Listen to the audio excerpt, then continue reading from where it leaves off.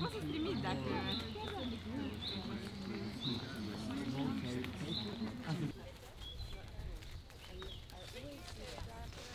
Și reușesc ușor să vorbesc cu oamenii din Franța, dar care nu vin din orașe mari, și care au un interes pentru spiritualitate sau pentru artă.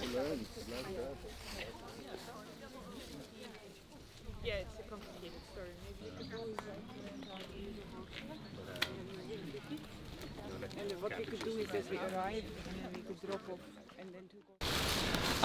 I'm gonna tell briefly what we're gonna do, and then you can decide if it's or not.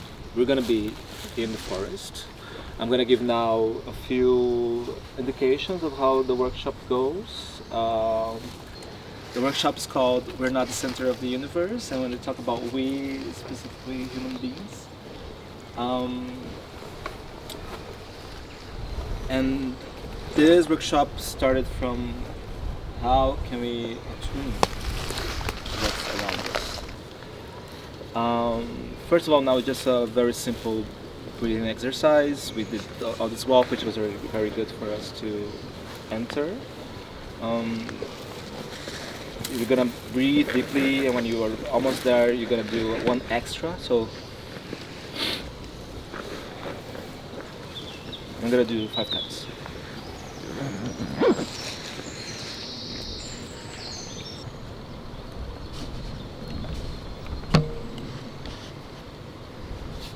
We're gonna warm up a bit the senses. So we're gonna heat up the hands, and then we're gonna position them in our sensorial places. So until you get heat. Once you get heat, just place them above your eyes and feel the heat for a while.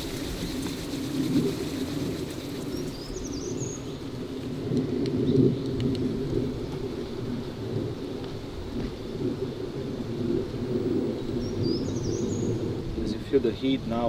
If you open your eyes, you keep blinking, and then you're gonna look down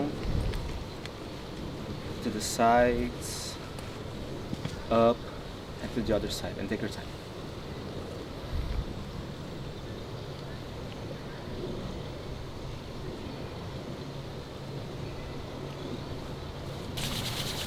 Now you're positioning your ears.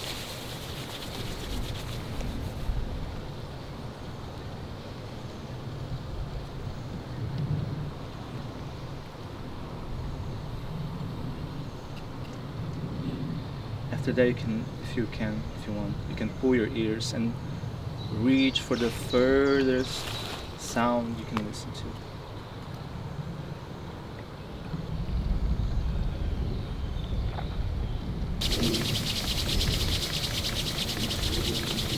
Now nose and mouth.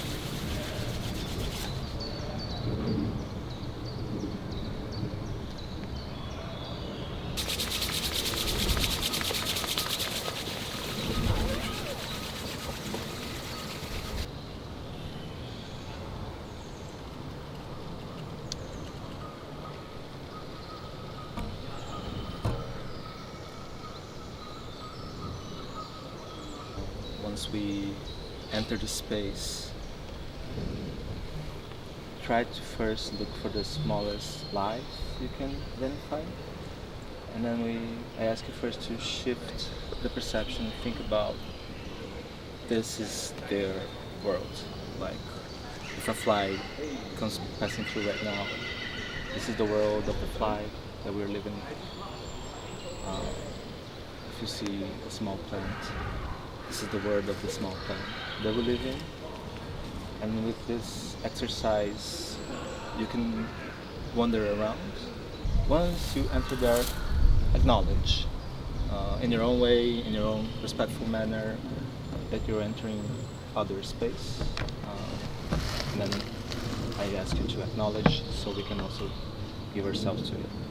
Give time to yourself, give time for the gaze, give time for the relationship. Be with it, take this moment for it, leave the communication behind, and it's very simple. So I invite you to that.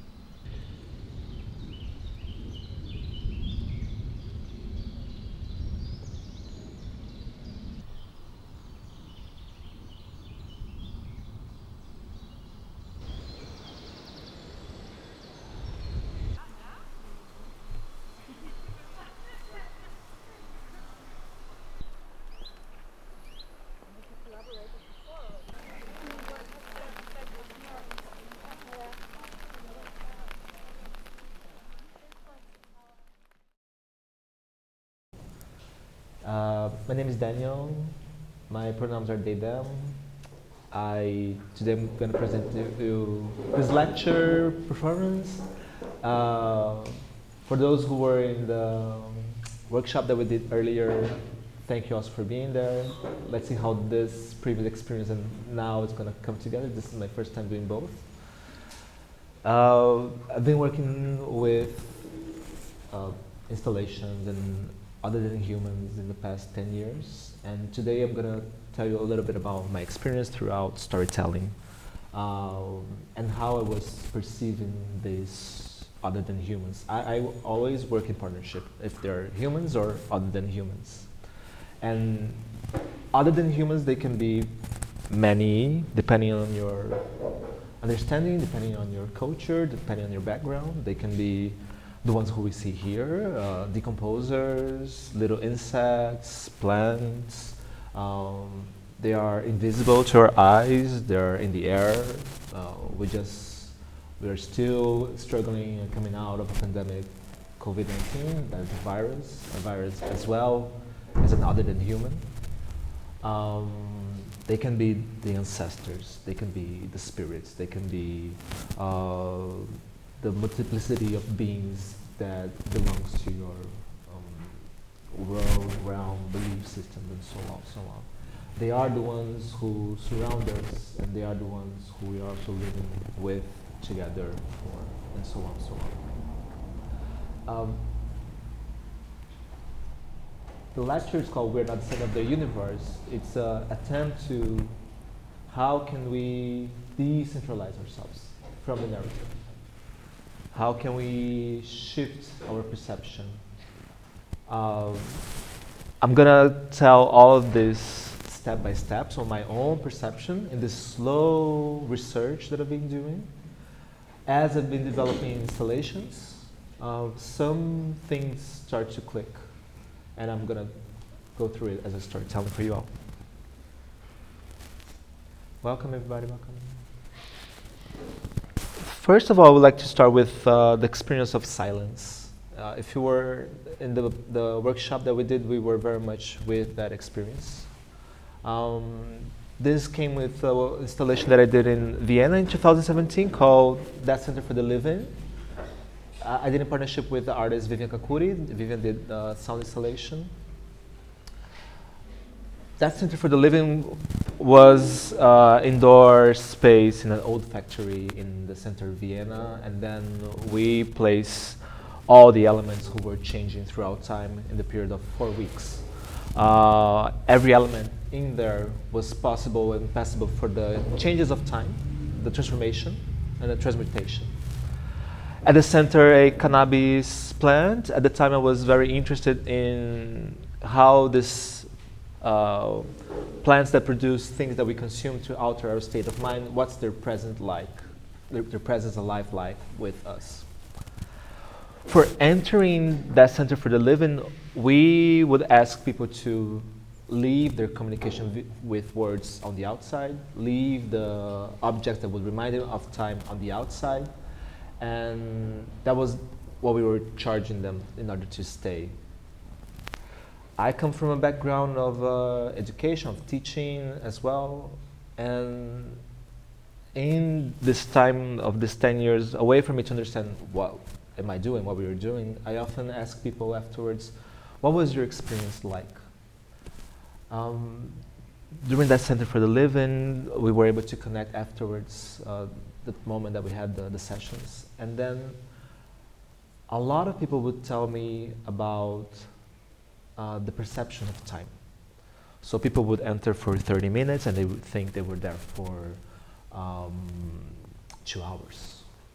Or the opposite would happen as well. They were there for a long time. They thought it went by really fast. I thought that was so interesting how the intention was to withdraw one way of communication, how our perception would amplify, and then actually what they were bringing me back was actually something I was not expecting, a shift in the perception and the feeling of time.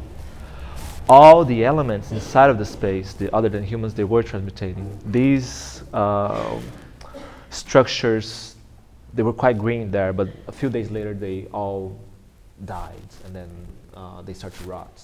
The next experience was related with smell. This experience came in the work called Between the Blessed and the Curse. I developed this installation for the Yogyakarta Biennale in Jogja, Indonesia in 2017 in the island of Java.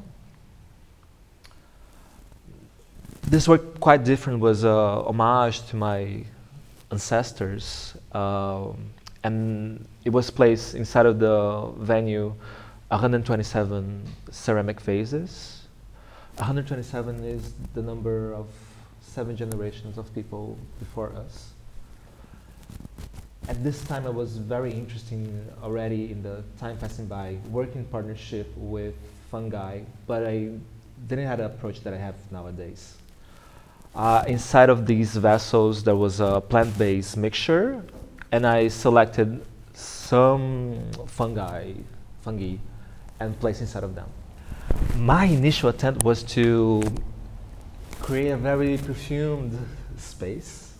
This is Indonesia, always hot, always humid. The rooms, as you can see in the previous image, they had no windows, majority of the time dark. So all these conditions are very good for the development of decay, fungi, mold, and etc.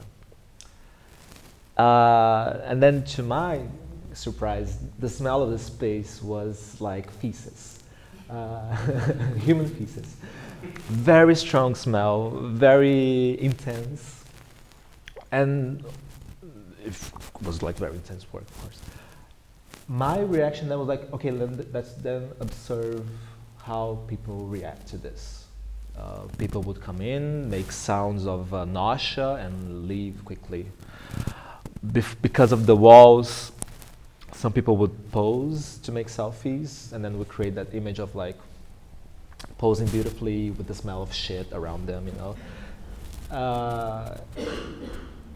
There was one person who came in, I remember their reaction, they start to look around, and they were a bit like stopped, and they stayed for a while.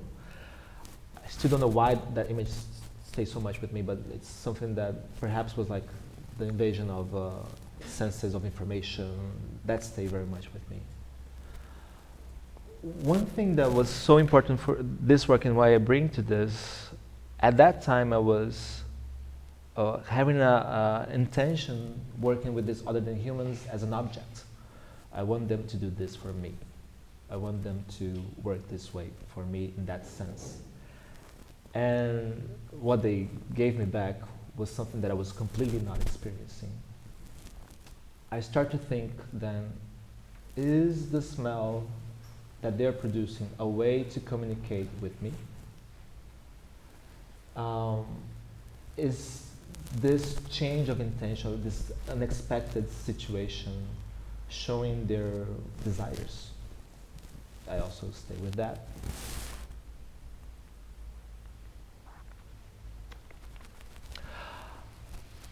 Next topic is personality consciousness.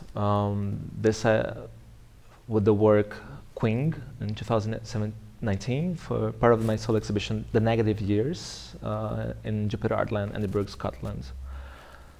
Quing is a transgender non-binary word related with the leader of a monarchy. This work was outcome of 4 years of research and 2 years of site-specific and site-responsive research with the context of Edinburgh in that area. We, as a team, we created this bioheater. What you see in the image is like a ton of compost here from organic matter, from what was collected in the farms around the region. If you see those two blue lines, those are pipes that are coming inside of it. As the matter is breaking down, rotting, decaying, it creates heat. It's an anaerobic reaction. If you stick your head inside of it, it's like 70 degrees Celsius. It's quite hot.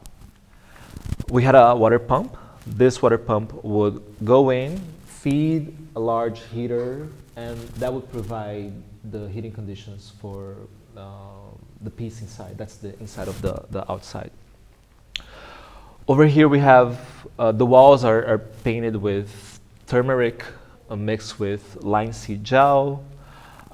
In the terracotta ceramic vases, you have a plant-based mix. On these large tubular structures, you have hay that was inoculated with mycelia from oyster mushrooms. This was my first time also working with oyster mushrooms and inoculating, so I was using plastic. I usually don't use petroleum derivatives or plastics, but I needed to do it in this manner to understand how to work with them. As I was working the show, everything is very handmade. Everything needs labor. This was like one room of other 4 rooms. As a team, we needed like 40 days to make the whole exhibition. The mushrooms and the spores and the life was already happening, and at that time I was already familiar with mycologists. I was already understanding what was happening in this realm. One day I'm working in this room, as other 2 weeks before I was already working in the room. Things were already happening, changing. The curator of the show comes with a guest, and they asked me to talk about the piece. In this piece, 2 years after the one that I told you a bit before, I was already aware and had this concept of other than humans. I was already understanding that I was working in partnership. I was already acknowledging them as a partner in the creation, as a protagonist. As I am there talking about the work in the space with the curator, the quality of the air changes. The air gets way thicker. It gets harder and harder to breathe. It gets harder and harder to speak. We all get like, ooh, what's going on, you know? And then we need to get out of there. I knew that likely the spores of the fungi they were releasing at the time that I started to talk. Not only this situation happened, but other situations that I felt that was kind of like kicked off of the space in a mysterious way, at least. I was wondering a bit, okay, there were fungi, bacteria, active here, breaking down the matter, creating energy. They were providing energy for the ones inside of the space. Here we had, invisible to our eyes, unnamed entities who were appropriating the vases and making life. We also had the oyster mushrooms who were here creating life. Was this collectiveness, in a way, having a consciousness? Were they were for sure communicating something with me when we couldn't breathe anymore? What's the message? For the next work, I'm going to talk about relationship grieving. This was coming from the work Non-Negotiable Condition in 2021 for the show Metabolic Riff Berlin After Now in Berlin. I rarely have the situation of staying in the city during the duration of the time of the exhibition of my pieces. One thing that we always do when we invite people to come over is come more than once. Come at the beginning, see what's going on. Come a week later, what happened, what changed. Come again, what was your perception like? What were you like in the space? What happened? As I was already living in Berlin, and the venue of this piece was quite close by my house. This was also site-specific, made in a former power plant in Berlin. This used to be the power plant that would provide heating for majority of Berlin.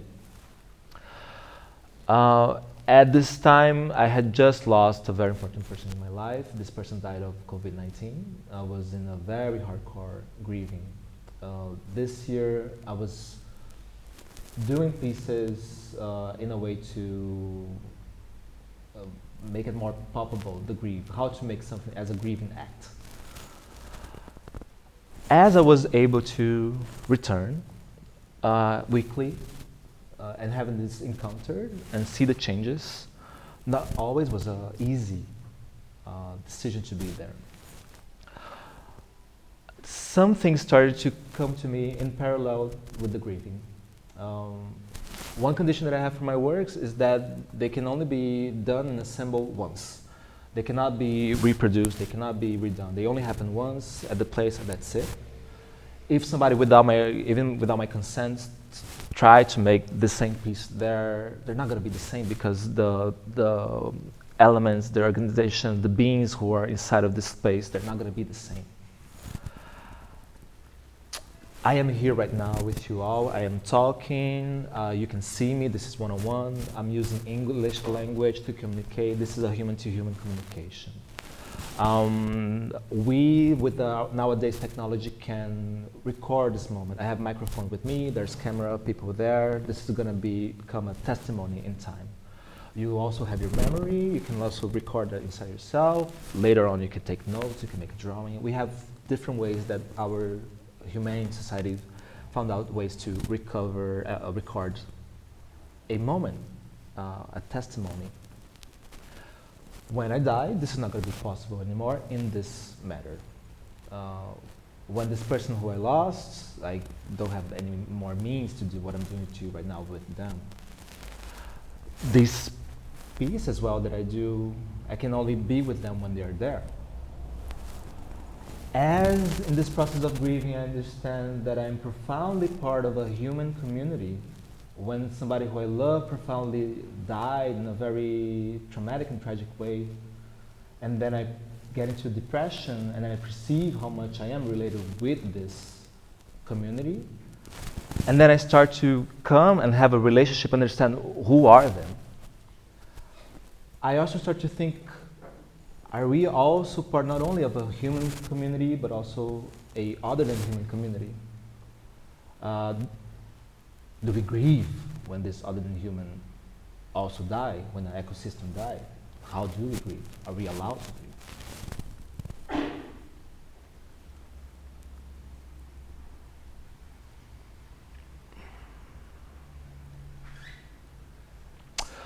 And for my last topic, rotten, breaking the binary. This I bring the work Unnamed Entities from last year in the New Museum in New York. Unnamed Entities was also in the description of the works. We would put like, oh, it's made of soil, jute fabric, and unnamed entities. I'm not interested to know fully who are they, but I know there's a conjunction of beings who are part of it. Well, if you are hungry and you have a basket of fruits, or like here, you go and you have the desire to grab the apple, for instance, and then this gesture of reaching out and feeding your hunger, we relate it with life. Feeding, desire, taste, pleasure. But what might already happen to you is like when you grab this fruit and then you take a closer look, this fruit is actually rotten. Usually what happens, we already throw it away. Perhaps this image of rottenness we relate with not possible to be eaten.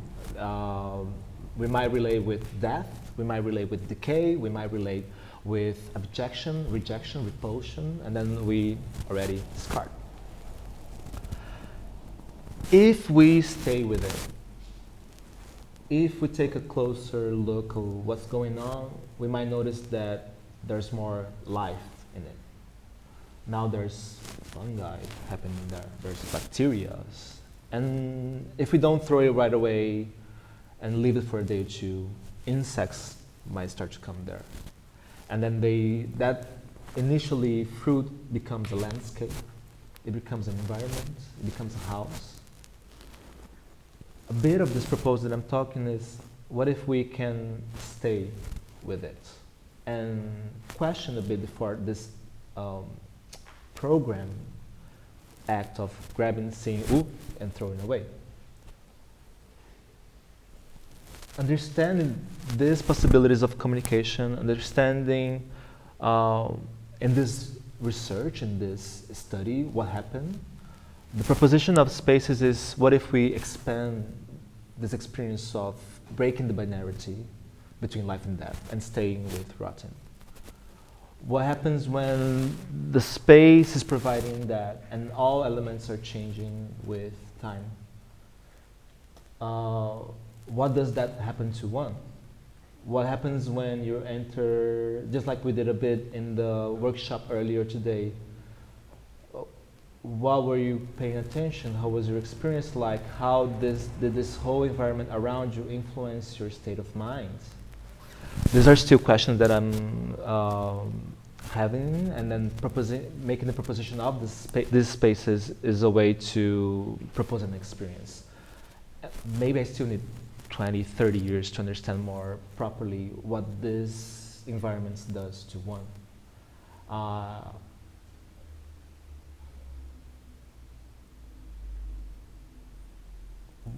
But also, when I go to these spaces, I am not there as a proposer, somebody who's proposing. I'm also there as somebody who's an spectator or somebody who wants to be part of it. And this is a bit what I'm trying to do, not only by myself, but also together. And then how can this perception get wider? I'm asking myself that. How can I look at this table here, see the small animals who are walking around, and understand that they have as much as rights, or understand that they are as important than you, than you, than you, than me? Is it possible? How many layers do I need to break? How much binarity do I need to escape?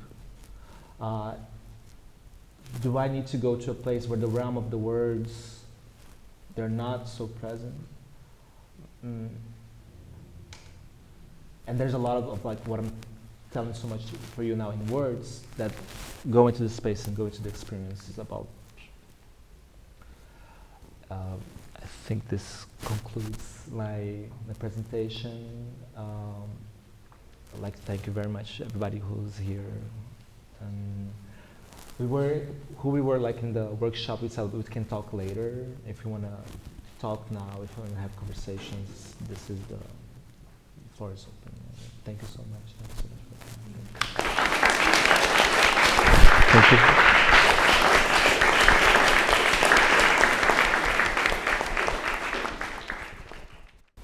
Because I forgot to say that, because that's one of the biggest questions, how they can give me agency. Yes. And I think that was a bit with the effort of like making the words during grieving, is like, I didn't have any desire of agency in the world when I was depressed with the grieving, and then seeing the transformation of these beings and I'm together with them for 10 years, and then every time they do a work, a question comes up, and then this question becomes a force that drives me to do something else, and it stays with me. What I mean, I'm relating with them in a way that we're related together. So it's a relation that I give, and I also give it back. Sometimes I actually feel like an employee. These are my boss, and then I'll go to Maastricht and represent us. So this sometimes I feel that they're a teacher, other times a lover, or like in the word that's showed before, like a really badly treated employee. In the beginning, though, the work is kind of like everything is a bit fresh, nothing is much there. Yeah. So I compare to maternity, funeral situation. It's there, but you're not fully aware, and it takes time to realize it. And then I think a week later, things start to be present. A month later, everything's happening. The flowers are decayed, but it's still fresh. The vase is already like the mold is coming out of the pores. The smell is there. The structure is already with sprout or decayed, and then the fungi also appearing, and then everything activates, and that's when it's rolling. And then one more month, they all start to go down. 3 months is usually a good time. Thank you!